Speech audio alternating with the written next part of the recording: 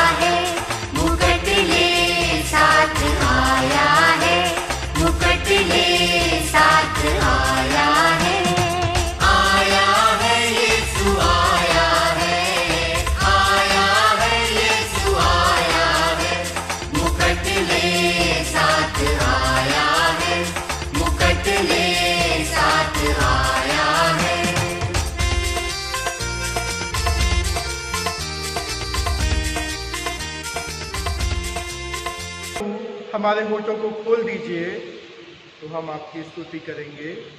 हे प्रभु, हम प्रातःकाल आपसे ही प्रार्थना करते हैं, आप हमारी पुकार अवश्य सुनेंगे। परमेश्वर पिता, हमारे सृष्टिकर्ता की महिमा हो, उसके पुत्र हमारे मुक्तिदाता की महिमा हो, उसकी आत्मा हमें पवित्र करने वाले की महिमा हो, जैसे आदि में थी, अब है और सदा युग युगांत होती रहेगी। आमीन। हे सब सामर्थी प्रभु परमेश्वर, आप पवित्र पवित्र पवित्र हैं। स्वर्ग और पृथ्वी आपके ऐश्वर्य से परिपूर्ण है। परम धाम में आपकी स्तुति हो। हम सर्वशक्तिमान परमेश्वर के सामने दीनता से अपने पापों को स्वीकार करें। हे परम पवित्र और परम दयावान परमेश्वर, हम मानते हैं कि हमने मन, वचन और कर्म से तथा भलाई न करने के कारण आपके विरुद्ध और एक दूसरे के विरुद्ध पाप किया है। इसलिए हम आपसे प्रार्थना करते हैं कि आप हम पर दया करें और हमारे पापों को क्षमा करें। सर्वशक्तिमान और दयावान परमेश्वर हमारे सब पापों को क्षमा करे और उनसे हमें छुटकारा दे, हमें अपने जीवन को सुधारने के लिए अनुग्रह दे और पवित्र आत्मा की सामर्थ से हमें परिपूर्ण करे। आमीन। यहोवा यूं कहता है, मैं सिय्योन में लौट आया हूँ और यरूशलेम के बीच में वास किया रहूंगा, और यरूशलेम सच्चाई का नगर कहलाएगा और सेनाओं के यहोवा का पवित्र पर्वत कहलाएगा। सेनाओं का यहोवा यूं कहता है, यरूशलेम के चौकों में फिर बूढ़े और बूढ़ियां बहुत आयु की होने के कारण अपने अपने हाथ में लाठी लिए हुए बैठा करेगी। नगर के चौक खोलने वाले लड़कों और लड़कियों से भरे रहेंगे। सेनाओं का यहोवा यूं कहता है, चाहे उन दिनों में ये बात इन बचे हुओं की दृष्टि में अनोखी ठहरे, परंतु क्या मेरी दृष्टि में भी ये अनोखी ठहरेगी?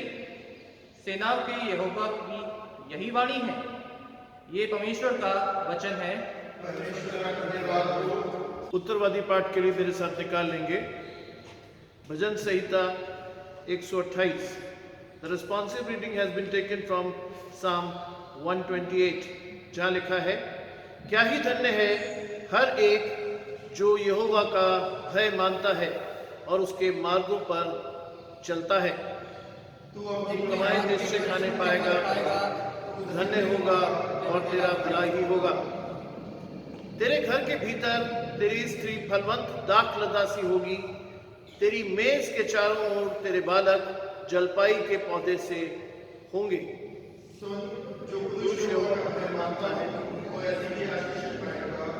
यहोवा तुझे सिय्योन से आशीष देवे और तू जीवन भर यरूशलेम का कुशल देखता रहे।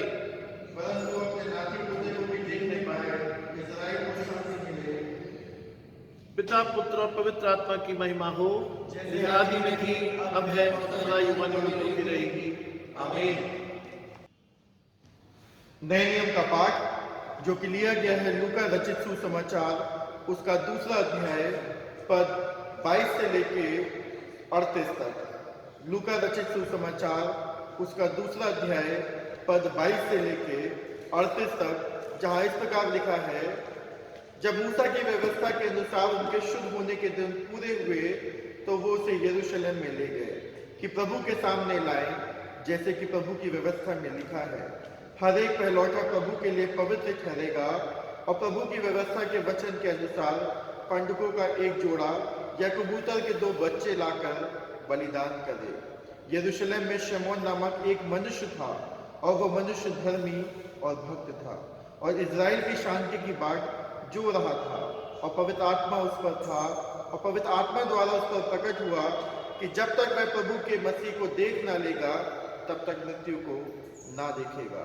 वह आत्मा के सिखाने से मंदिर में आया और जब माता पिता उस बालक यीशु को भीतर लाए कि उसके लिए व्यवस्था की रीति के अनुसार करें, तो उसने उसे अपनी गोद में लिया और परमेश्वर का धन्यवाद करके कहा, हे स्वामी, अब तू अपने दास को अपने वचन के अनुसार शांति से विदा करता है, क्योंकि मेरी आंखें ने तेरे उद्धार को देख लिया जिसे तूने सब देशों के लोगों के सामने तैयार किया है, कि वो अन्य जातियों को प्रकाश देने के लिए ज्योति और तेरे निज लोगों को इज़राइल की महिमा हो।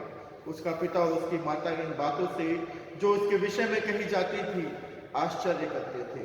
तब शमौन ने उनको आशीष देकर उसकी माता मरियम से कहा, देख, वह तो इज़राइल में बहुतों के गिराने और उठने के लिए और ऐसे चिन्ह होने के लिए ठहराया गया है जिसके विरोध में बातें की जाएंगी, वरन तेरा प्राण भी तलवार से वार पर छिद जाएगा। इससे बहुत हृदय के विचार प्रकट होंगे। आशेर के गोत्र में से हन्ना नामक फनुएल की बेटी एक भविष्यवक्तनी थी। वो बहुत बूढ़ी थी और विवाह होने के बाद 7 वर्ष अपने पति के साथ रह पाई थी। वह 84 वर्ष से विधवा थी और मंदिर को नहीं छोड़ती थी, पर उपवास और प्रार्थना कर करके रात दिन उपासना किया करती थी। और वह उस घड़ी वहां आकर प्रभु का धन्यवाद करने लगी और उन सबों से जो यरूशलेम के छुटकारे की बात जोड़ते थे उस बालक के विषय में बात करने लगी। ये परमेश्वर का वचन है। परमेश्वर का धन्यवाद हो। मैं सर्वशक्तिमान पिता, स्वर्ग और पृथ्वी के सृष्टिकर्ता परमेश्वर पर विश्वास करता हूँ। मैं उसके इकलौते पुत्र हमारे प्रभु यीशु क्रिस्त पर विश्वास करता हूँ। वो पवित्र आत्मा की सामर्थ से गर्भ में आए और कुंवारी मरियम से जन्मे। उन्होंने 35 पिलातुस के शासन में दुख भोगा। वो क्रूस पर चढ़ाए गए, मरे और गाड़े गए और मृतों के लोक में उतरे। तीसरे दिन वो जी उठे। वो स्वर्ग पर चढ़ गए और पिता की दाहिनी ओर विराजमान हुए। वो जीवित और मृतों का न्याय करने को फिर आएंगे। मैं पवित्र आत्मा पर, पवित्र सर्वलौकिक कलीसिया पर, संतों की संगति, पापों की क्षमा, देह के पुनरुत्थान और शाश्वत जीवन पर विश्वास करता हूँ। हे हमारे स्वर्गीय पिता, आपका नाम पवित्र माना जाए, आपका राज्य आए, आपकी इच्छा जैसे स्वर्ग में पूरी होती है वैसे पृथ्वी पर भी पूरी हो। हमारे दिन भर की रोटी आज हमें दीजिए। आप हमारे अपराधों को क्षमा कीजिए जैसे हमने अपने अपराधियों को क्षमा किया है। आप हमें परीक्षा में मत डालिए, परंतु बुराई से बचा लीजिए, क्योंकि राज, पराक्रम और महिमा अब और सदा सर्वदा आपका ही है। आमीन। पवित्र निवेदन। हे प्रभु, अपने आत्मा की शक्ति से हमें प्राण फूंक दीजिए और आपकी सेवा आनंद से करने के लिए हमें जागरूक कर दीजिए। न्याय और स्वतंत्रता को फैलाने के लिए हमारी सहायता कीजिए और सबको जीवन की भरपूरी प्रदान कीजिए। दरिद्र और दलितों के प्रति अपना प्रेम हम में उत्पन्न कीजिए। जो बीमार हैं और मृत्यु के निकट हैं उन सबको आशा और दिलासा दीजिए। वर दीजिए कि हमारे देश में एकता और मेल मिलाप बना रहे और देशवासियों को शांति की आशीष मिले। जिनको अधिकार प्राप्त है उनका अपने पवित्र आत्मा के द्वारा मार्गदर्शन कीजिए और आपका शासन समस्त संसार में हो। हे प्रभु, अपने लोगों को आशीष दीजिए और हमें विश्वास तथा प्रेम में स्थिर रखिए। परमेश्वर, आपने अंधकार को दूर किया और आप संसार में प्रकाश लाए। आप हमारे मध्य से पाप के अंधकार को मिटा दीजिए। हमारे हृदय में अपने सत्य का प्रकाश उत्पन्न कीजिए और हमारे हाथों को भले कार्य करने के लिए सबल बनाइए। आपके पुत्र प्रभु यीशु मसीह सत्य ज्योति हैं। उन्हीं के द्वारा आप हमें प्रकाश और आनंद प्रदान कीजिए। आमीन। हे शाश्वत परमेश्वर पिता, आपके सामर्थ्य से हमारी सृष्टि हुई और आपके प्रेम द्वारा हमारा उद्धार हुआ। आप अपने पवित्र आत्मा के द्वारा हमारा मार्गदर्शन कीजिए और हमें सबल बनाइए कि आज हम अपने आप को प्रेम से आपकी और एक दूसरे की सेवा में अर्पण करें। मेरे मुंह की बातें, हम सब की सोच, ऐ खुदावन तुझे पसंद आए। ऐ हमारी चट्टान और हमारे बनाने वाले। आमीन। जमात मेहरबानी से बैठ जाए।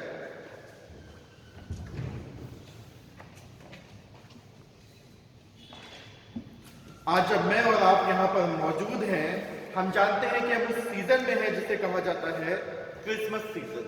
और जब हम क्रिसमस सीजन में मौजूद हैं तो क्रिसमस वो समय होता है जब यीशु मसीह के आगमन की खुशी हम और आप इस संसार में मनाते हैं कि वो मेरे और आपके लिए इस संसार में आने वाला हुआ। मैं और आप जो हैं उसके द्वारा बचाए जाने वाले हुए। आज का जो विषय है वो है फैमिली लाइफ।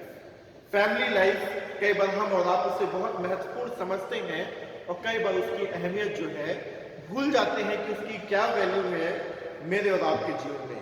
क्योंकि जब हम कहते हैं फैमिली लाइफ के बारे में, तो अगर जब आप फैमिली को गूगल पे सर्च करें या डिक्शनरी में सर्च करें तो उसका मतलब है या फिर वहां से जो डेफिनेशन निकल के आती है वो है group of 1 or more parents and children living together as one unit. Living together as one unit, जिसका तात्पर्य ये है कि जब हम फैमिली कहते हैं, माता पिता होंगे, बच्चे होंगे और वो एक के रूप में मौजूद होंगे, क्योंकि यूनिट हम जानते हैं कि एक यूनिट को कहा जाता है, और जब वो एक साथ है, एक होकर के रहते हैं, उसे फैमिली कहा जाता है।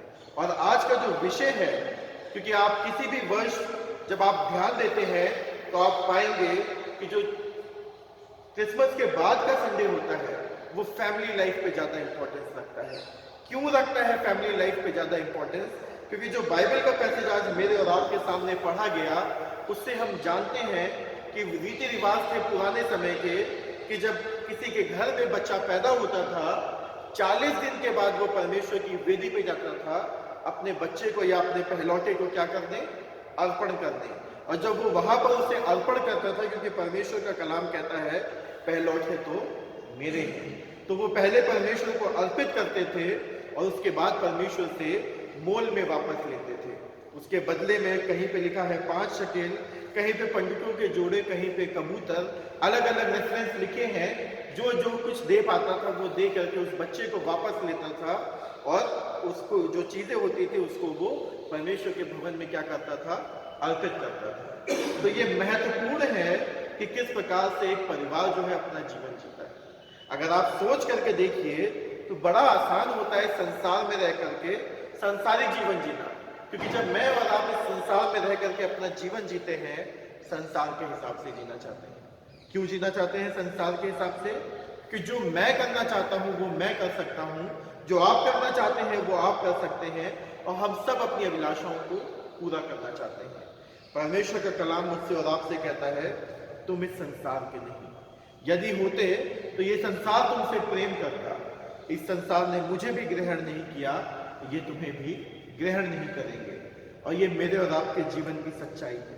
कई बार हमें और आपको लगता है कि जिन पे हम बहुत अभिमान करते हैं, जिन्हें हम अपने परिवार का हिस्सा समझते हैं, जो आज मेरे और आपके अभिन्न अंग है, एक समय आता है जब वो अपने परिवार को छोड़ करके जाते हैं, अपने माता पिता को छोड़ करके जाते हैं, अपने लोगों को छोड़ करके जाते हैं। किस लिए? क्योंकि उनकी परवरिश जो है वो संसार में हुई है, सांसारिक रीति रिवाजों से हुई है। मैं आपको बताता चलूं, क्योंकि आज मैं और आप उस एज में रह रहे हैं जिसको हम कहते हैं मॉडर्न एज। पुराने समय में कहा जाता है मेडिवल एज था, उसके पहले का जो समय था एंशिएंट एज था। लेकिन आज मैं और आप मॉडर्न एज हैं, और सबसे ज्यादा जो मॉडर्नाइजेशन हुआ है वो मेरे और आपके परिवारों में हुआ है। किस रूप से हुआ है? पुराने समय के परिवारों को जरा से उठा करके देखिए कि परिवार किस तरह से रहते थे। माता पिता होते थे, उनके भाई बहन होते थे, उसके बाद उनके बच्चे होते थे, जिसको कहा जाता था जॉइंट फैमिली। और जब जॉइंट फैमिली में आप साथ रहते थे तो आपके चाचा, आपके ताऊ और जो भी रिलेटिव्स होते हैं वो सब एक परिवार में रहते हैं, और क्या करते हैं? एक दूसरे की चिंता फिक्र करते हैं, एक दूसरे के लिए समय में खड़े होते हैं, एक दूसरे के लिए हर समय मौजूद रहते हैं। उसके बेनिफिट्स भी होते हैं, डीमैरिज भी होते हैं। क्योंकि आजकल के समय में हम हर एक चीज को कंपेयर करते हैं। हम कंपेयर करते हैं कि जॉइंट फैमिली में रहने के लिए फायदे, ना रहने के लिए नुकसान। क्योंकि आजकल के समय में हम उस एज में आ गए हैं जहां पर हम टेबल पे बैठ करके बात करना ज्यादा पसंद करते हैं, डिसाइड करते हैं, आर्ग्यू करते हैं कि क्या चीज बेटर है, क्या चीज वर्स्ट है।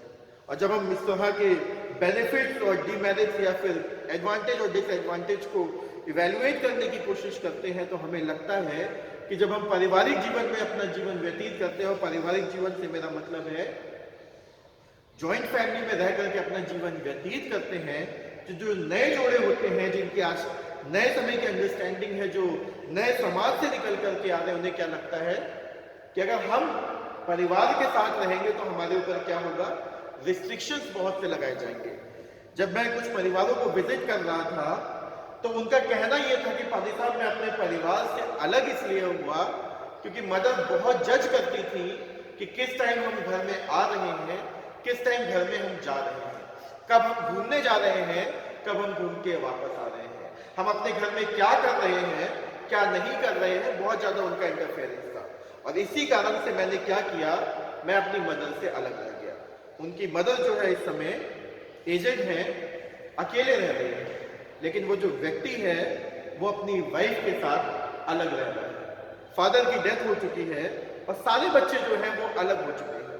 अपना जीवन अपने रूप में जीना चाहते हैं कि हमारे ऊपर कोई बाउंडेशन ना हो, कोई हमें ये ना बताए कि हमें ये करना है, हमें ऐसा करना है। मैं आपको बताता चलूं क्योंकि हमारे आगरा में ओल्ड एज होम बहुत है, और जब हम उन ओल्ड एज होम में जाते हैं तो याद करिए, मैंने कई बार आपको ये बातें बताई हैं कि उन ओल्ड एज होम में बहुत से मसीही परिवार भी हैं, बहुत सी ऐसी लेडीज हैं जिनके परिवार के लोग तो मौजूद हैं, लेकिन वो उन्हें वहां पर छोड़ करके सिर्फ इसलिए आ गए क्योंकि आज हस्बैंड भी वर्किंग है, वाइफ भी वर्किंग है, बच्चे भी स्कूल जाते हैं, और किसी को पसंद नहीं है कि कोई रह करके हमारी लाइफ में क्या करे, इंटरफेयर करे, हमें बताने वाला हो कि तुम्हें ये करने की जरूरत है, ये नहीं करने की जरूरत है। मैं बात कर रहा हूं आगरा की, क्योंकि आगरा में ही कई ऐसे परिवार मैंने देखे जिनके बीच में जब मैं उनसे गया बात करने की, काउंसिल करने की कोशिश करी कि किस प्रकार से ये दो परिवार जो पहले एक थे अब विभाजित होकर के दो हो गए हैं और आने वाले समय में पता नहीं और कितने टुकड़े होंगे, उनसे बात करी तो उनका ये रवैया था कि भाई साहब हमारी भी नई शादी हुई है, अच्छा लगता है कि वो हमारे साथ इंटरफेयर करें, क्या अच्छा लगता है कि वो ध्यान दें कि हम किस टाइम पे बाहर निकल रहे हैं, किस टाइम पे अलग निकल रहे हैं। और जब मैं और आप इन रीजनिंग्स पे आ जाते हैं कि क्या फायदे हैं, क्या नुकसान है, मेरा और आपका नजरिया बड़ा इंपॉर्टेंट होता है, क्योंकि हम जानते हैं कि हम उस एज में हैं कि अगर हम गलत को सही साबित करना चाहें तो बड़ी आसानी से हम सही साबित कर देते हैं, क्योंकि एक कहावत है, beauty lies in the eyes of beholder. जो खूबसूरती होती है वो उस चीज के अंदर नहीं होती है, परंतु देखने वाले के नजरिए के ऊपर होती है कि वो उसे किस रूप से देख रहा है। एक माँ के लिए उसका बच्चा क्या है, काला हो, गोरा हो, मोटा हो, पतला हो, कैसा भी हो, उसके लिए प्यारा है, लेकिन शायद दूसरे के लिए वो इतना प्यारा ना हो, दूसरे के लिए इतना खूबसूरत ना हो, दूसरे के लिए इतना अच्छा ना हो, लेकिन एक माँ के लिए उसका बच्चा जो है हमेशा क्या रहेगा, प्यारा रहेगा। एक माँ के लिए उसका बच्चा हमेशा क्या है, छोटा रहेगा, भले शादीशुदा हो जाए, बड़ा हो जाए, इंडिपेंडेंट हो जाए, मल्टी मिलियन कंपनी में इंजीनियर हो, प्रोफेसर हो या फिर उसका चेयरमैन हो, वो अपने घर में जब आएगा तो अपनी माँ के लिए क्या है, एक छोटा बच्चा है जिसको उस माँ ने क्या किया है, पकड़ करके चलना सिखाया है। लेकिन कई बार परिस्थितियां जब बदलती हैं, हम उन्हीं माँ बाप को, उन्हीं परिवार के लोगों को क्या करते हैं, घर से बाहर का रास्ता दिखाते हैं। उन माँ बाप को जो हाथ पकड़ के मुझे और आपको उस घर के अंदर लेकर के आए थे। आज मैं और आप बात कर रहे हैं फैमिली लाइफ की, और फैमिली लाइफ कितनी इंपॉर्टेंट है मेरे और आपके जीवन में, ये चर्च की स्ट्रेंथ बता रही है, क्योंकि ये जो चर्च है ये भी एक फैमिली है, और जब एक फैमिली है, एक परिवार है, सोच करके देखिए इस परिवार के कितने लोगों को मैं और आप जानते हैं। क्या हर एक को जो इस परिवार में आता है उसको हम नाम से जानते हैं? आज मैं और आप अपने जॉइंट फैमिली से अलग इसीलिए हुए हैं क्योंकि हम उनकी बातों को नहीं सुनना चाहते, उनके रिस्ट्रिक्शंस को फॉलो नहीं करना चाहते, क्योंकि जब हमारे ऊपर अगर माता पिता हैं तो हमें सिर्फ उनकी गाइडलाइंस फॉलो करनी पड़ती है।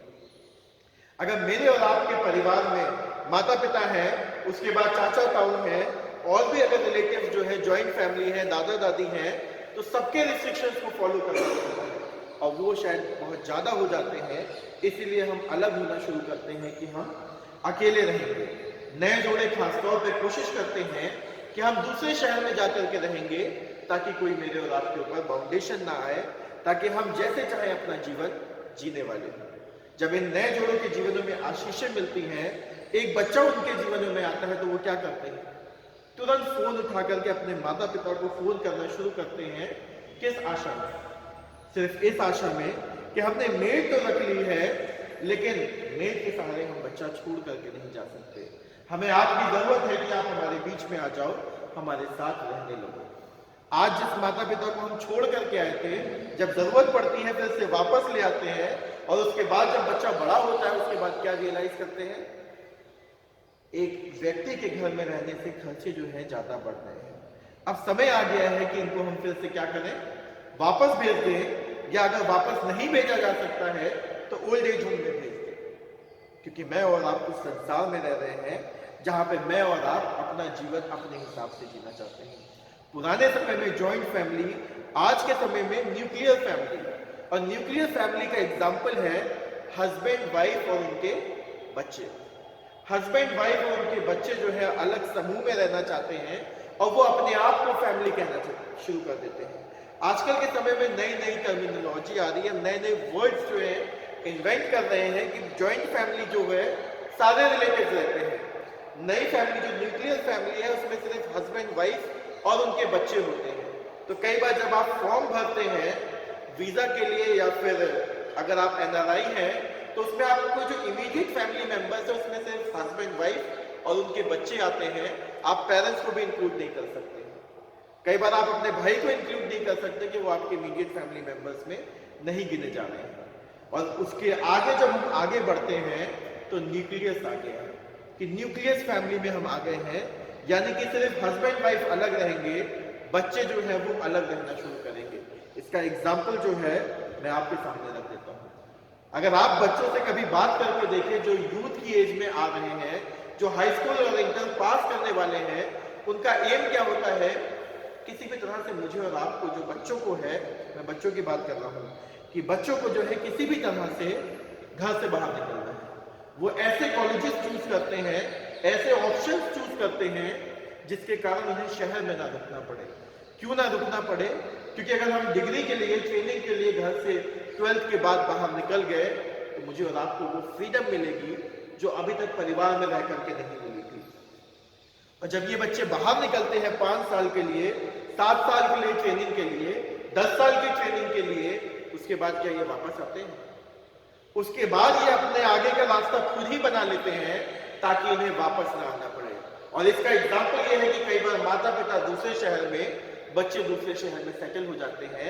तो आजकल जो है माता पिता के साथ उनके बच्चे भी जो है वो रहना नहीं चाहते, क्योंकि हम जो है फैमिलीज को डिवाइड करते चले गए कि आज जो बच्चे हैं वो अलग, माता पिता जो है वो अलग, हर एक जो है अपने आप में अपना जीवन जो है वो जीना चाहता है।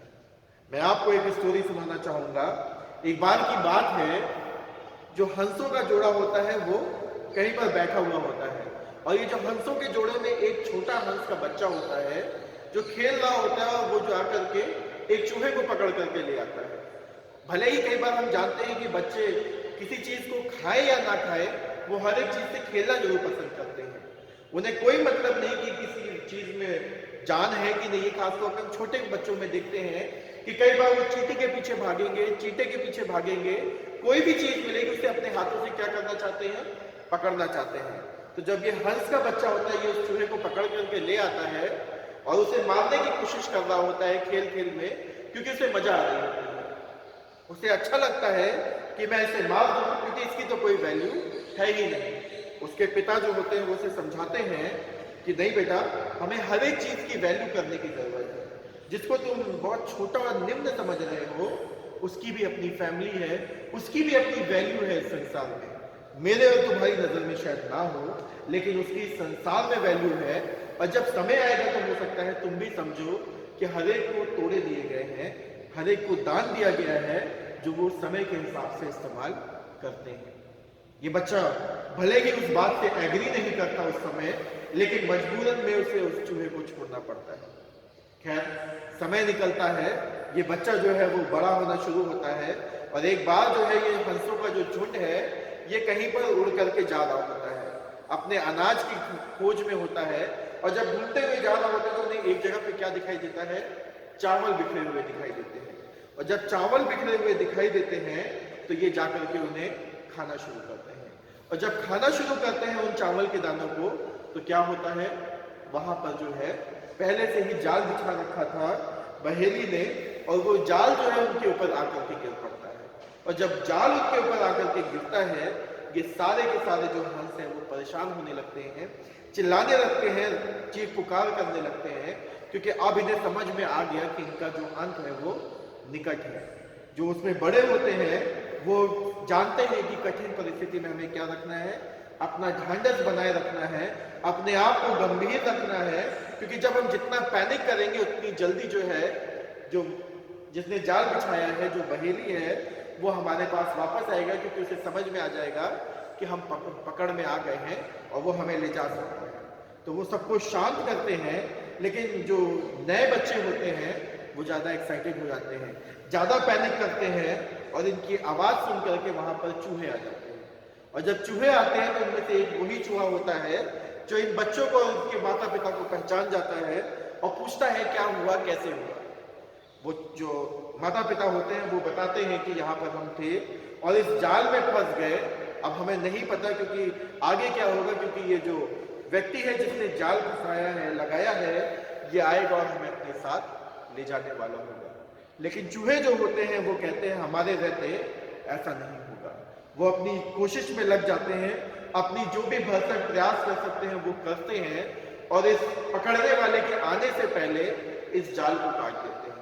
जब इस जाल को काटते हैं, उन सारे हंसों को उसमें से छुड़ा देते हैं, तो वो जो बच्चा होता है वो रियलाइज करता है कि कई बार मैं और आप जो है इस संसार में जब रहते हैं तो चीज़ों का महत्व नहीं समझते कि मुझे और आपको अपना जीवन किस प्रकार से जीने की ज़रूरत है।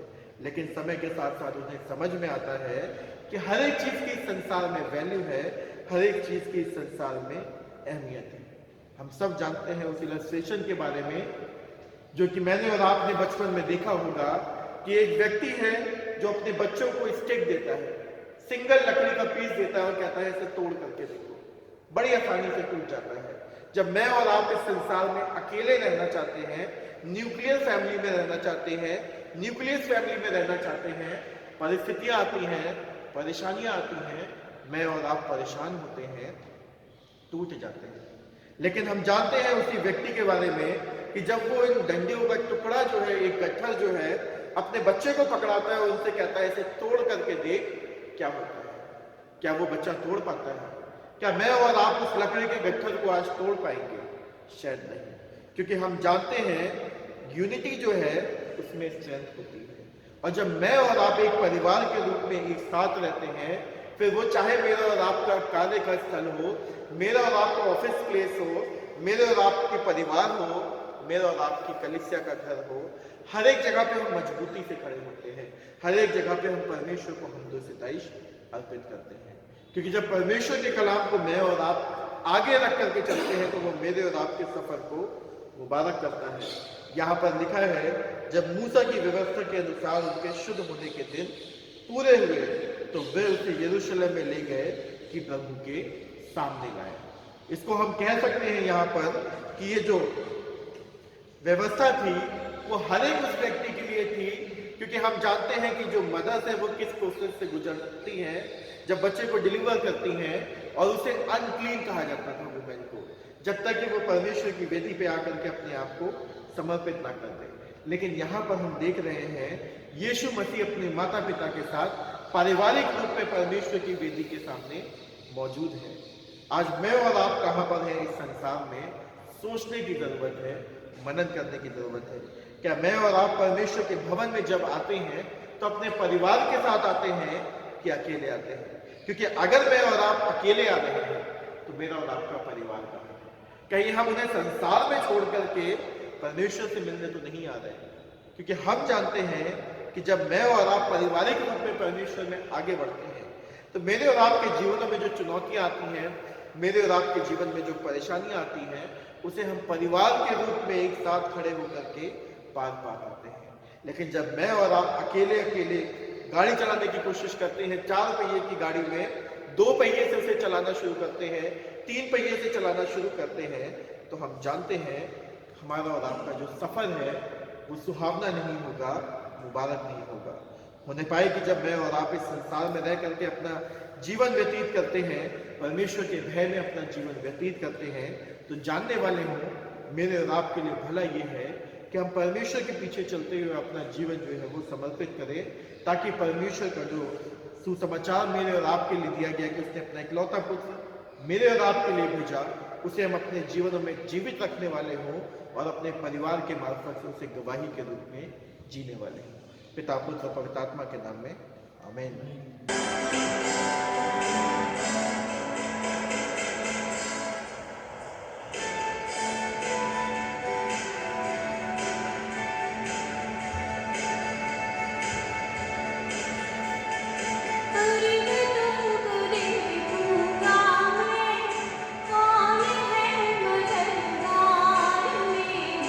कौन है मददगार मेरा?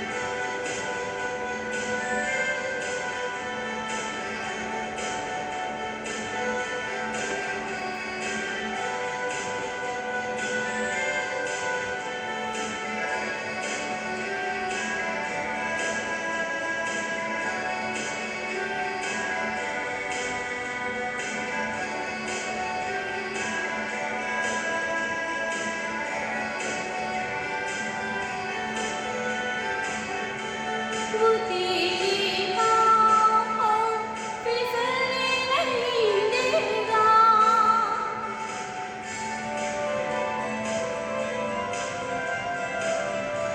वो तेरी बाहों फिसलने नहीं देगा। खुदावन है तेरा जागा हुआ, तुझे तन्हा न छोड़ेगा।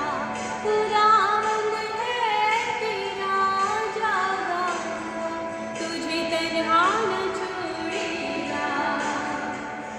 मेरा निगहबा खुदा है, मेरा निगहबा खुदा है, जिसने ज़मीन और आसमां को बनाया।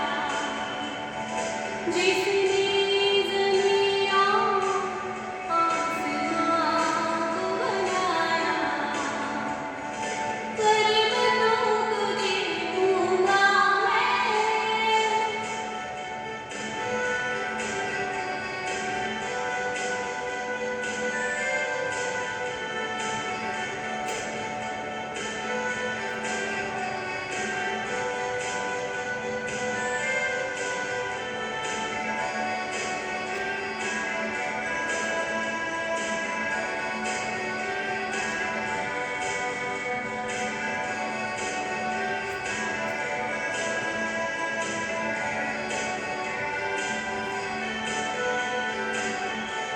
तेरी जान भला छू भी न पाएगी।